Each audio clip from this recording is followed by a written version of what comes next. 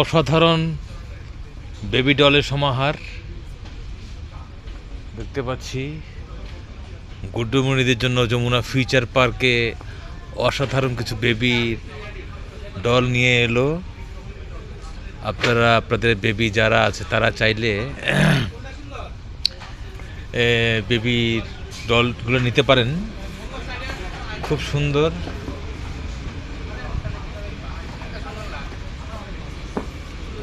পুতুল,